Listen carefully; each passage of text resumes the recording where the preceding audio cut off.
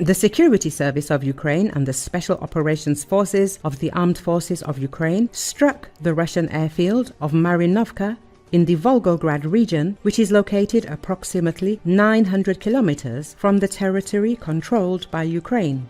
During the operation, 2 Su-34s were destroyed and 2 more were damaged. Russian propagandist fighter bomber on Telegram confirms the strike on the airfield with tactical aircraft. There is no point in commenting on anything. Another multi-billion-dollar loss that could and should have been prevented. And it would be nice if not only the idiots were held accountable for it. There is someone to work with here. Otherwise, it will continue like this. I am sure that we will respond to this with a bunch of angry and decisive telegrams, he writes. It should be noted that on June the 27th, the General Staff of the Armed Forces of Ukraine and the Security Service of Ukraine reported on the operation of the Defense Forces against enemy aircraft, during which the Marinovka airfield in the Volgograd region was hit with drones. As a result of this attack, 2 Su-34s were destroyed and 2 more such aircraft were damaged. In addition, the Ukrainian military struck a place where the occupiers serviced and repaired military aircraft. A fire broke out at this facility. The Su-34, a twin-engine, all-weather supersonic fighter bomber, is one of Russia's primary platforms for launching guided bomb and missile strikes against Ukrainian targets. These aircraft have been regularly used to drop gliding bombs equipped with correction and guidance modules, making them a persistent threat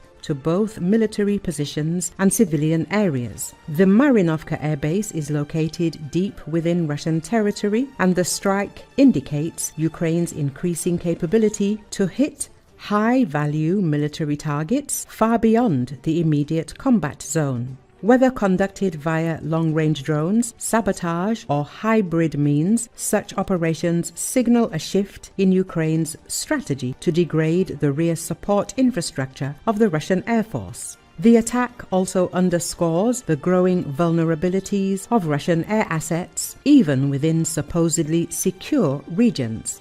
Any disruption to the Su-34 operations may have a tangible effect on the scale and frequency of Russian airstrikes along the front.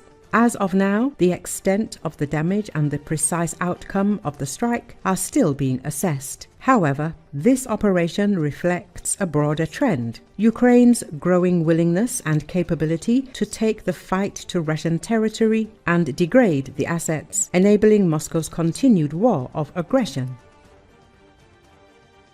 Fire engulfed the enemy's strategic infrastructure deep in the rear.